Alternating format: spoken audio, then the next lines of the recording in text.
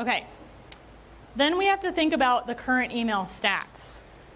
So again, it's one thing to know the answers to these kinds of questions. It's a whole nother to know how is it currently working for you? What's the current state of this? Is it good, bad, or ugly? And so we need to know kind of like what those stats are. And I'm just going to focus on opens, bounces, and complaints initially. We'll get into other stats later. But those are the only ones that matter for these kinds of decisions that we're trying to make.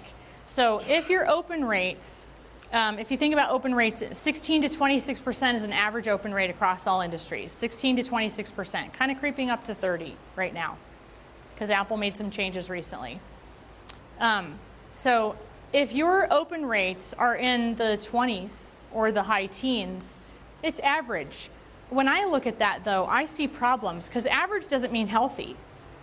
And average just means average, right? So when I see teens and 20s, I go, oh my gosh, we have some things to work on here. Not just because I like higher numbers, but because I can tell something's not working well, right? If you're in the mid to low teens or below, most of your stuff's going to spam. It just is. Because there's such a thing as a prefetch. So if you think about when you send an email, y'all know what a pixel is? Little tiny, tiny picture, right? A single 1x1 pixel is in every email that you send out, whether it goes from your Gmail account or it goes from your ActiveCampaign account or it goes from something, whatever it is, right? There's always a 1x1 pixel in every email that you send out. That pixel, which is really just a picture, gets rendered to the server when the email is presumably opened.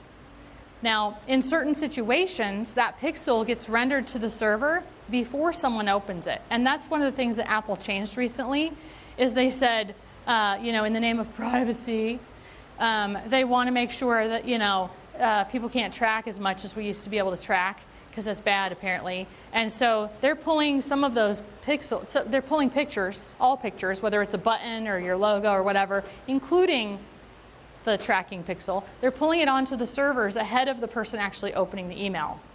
And so it's counting as an open. Now, we can all say Apple bad, but the reality is Google's been doing this since 2013. It is not new. Apple is just really, really good at marketing. And they picked up on the privacy buzzword and they went for it just like any of us would and should, frankly.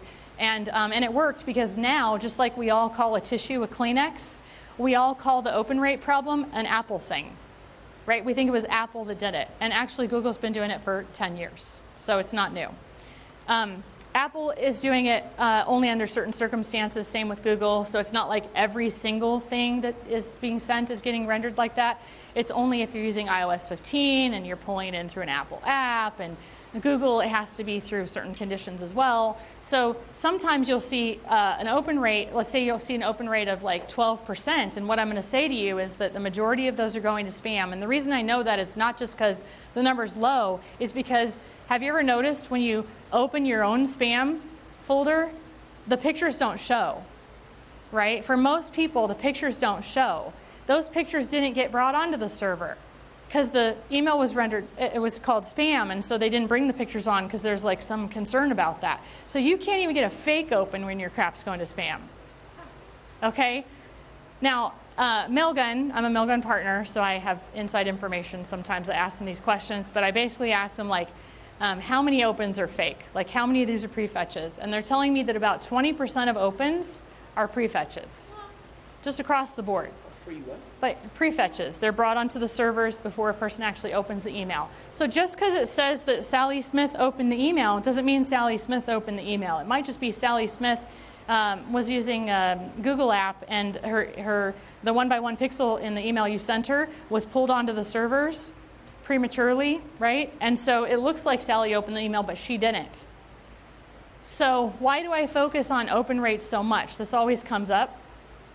The reason I focus on open rates so much is because it's the first indicator of whether something's going well or not. So do I care whether Sally actually opened the email or not? Not much. I just need to know that my open rate is nowhere near average. Okay? So if I have open rates that are average, I am not doing anything special. I'm not happy with that. If I can get into the 40s at least, 40s, 50s, 60s like we're shooting for, well then I know that even if 20% of those are fake, I'm still getting the other 80% is still happening, right? So I track opens because I'm gauging how well my stuff is actually getting in front of people. And then after we get the opens, then I move into what's happening once they get inside, right? So you're going to hear me talk about opens a lot, and a lot of people will say, well, why are you focusing on opens? A lot of those aren't real. Because it's the first indicator, and 80% of them are real, so I'm not ditching it just for the 20%, right? But what I don't do is I don't act on the opens. So like if you're sending email and you're going, did Sally Smith open the email? Because if she did, I want to do this, and if she didn't, I want to do this, right? I don't do those things because I don't freaking care whether Sally opened the email in terms of what my next action is. What I care about is what's her next action. I want her to click, right? Or I want her to reply. Or not mark it as spam at least, like I'd like that. That'd be very nice. If she unsubscribes, we can part ways amicably, that's fine. All right. So we're looking for open rates over 40%. We're looking for a hard bounce rate less than 1%. Now I will say there's a lot of different types of bounces. They're all basically called permanent failures. Emails bounce for all kinds of reasons, like that paper boy that tried to toss the paper out to your property. You know, maybe a bird whacked him in the arm when he was throwing the paper, and so it didn't quite make it where it's trying to go. Like, stuff happens. It could be that your email that you're sending didn't get to me because my email account is full, or the server was busy, right? It's not always just because it's a bad address or a bad account. So we want hard bounce rates, which are bad address, bad account. That's the ones we're looking at, not permanent failures. We want to know that those are well under 1%. Now, if you're my client, I'm going to tell you it needs to be well under 0.25%, because there's no excuse for a hard bounce rate. There's none. Hard bounces are totally manageable by just having proper list hygiene. Complaint rates, we want those less than, no higher than 0.03. Now, to use Mailgun as an example, when you're looking at Mailgun complaint rates, you're going to see, 0.03, 0.10, whatever the number is. Mailgun has thresholds. Remember, they're a player and they have rules. How is score kept? They want you to keep under certain numbers for bounces and complaints. Mailgun will let you go to 5% on bounces, and they'll let you go to 0.08% on complaints. The reason I don't want you to do that is because although they'll let you, it causes damage. And so we don't want you to end up with too high of a bounce rate, because now Daddy Google is going to have a problem with your domain, right? We don't want you to end up with too high of a complaint rate for the same reason. So we hold our clients to under no higher than 0.03%. And when you start to see this number getting over 0.03, understand that Google's spam rate is also rising. Here's an interesting little trivia fact. Google, in all their wisdom, does not share when people mark your email as spam or junk. They don't share that information in the feedback loop, so no one else knows that Sally Smith, who has a Gmail account, marked your email as spam. When you send to somebody that has Yahoo or Outlook or something, if I mark your email as spam and I'm using my Yahoo account, let's say, then my email address goes back in the feedback loop, and you know that my email address marked your email as spam. You know that, so you can hopefully just not send to me. I'm hoping you're not going to send me anything nasty, but like, shame on you for marking my email as spam. But we don't know about the Google users because they don't share that information. So you can only see a Google spam rate in Google. Remember when I showed you the domain reputation? So I'll talk about how you guys can get signed up for that. But everybody else's spam rates are being reported, okay?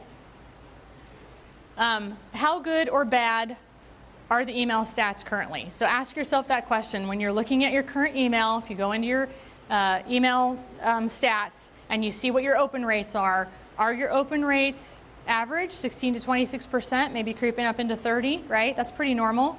I see a lot of people with open rates, 20s, like 20 to 30 is pretty common. Especially if they're using tools where they don't control the back end, like ActiveCampaign or something.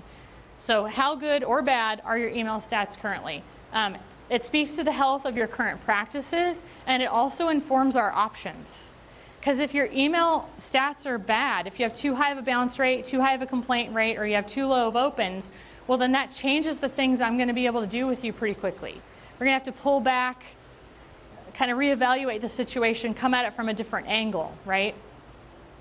So now what do we know about this person if we were asking all these questions of the person we're onboarding, or if you and I are talking and we're trying to get your stuff situated? Now what do I know? I know the speed of the list growth that we're going to need to consider. I know the volume that we're shooting for per day. I know what foot we're starting out on because I can see your stats, which basically is kind of like, if any of you know anything about diabetes, you get a test called an A1C, and they can tell how well you've managed your sugar for the last 3 months. Not just what it is right now, not what it was this morning. How have you been doing the last 3 months? That's what I want to understand. And now we can make decisions about domain strategy. So your next steps are, how big is your list and how fast is it growing?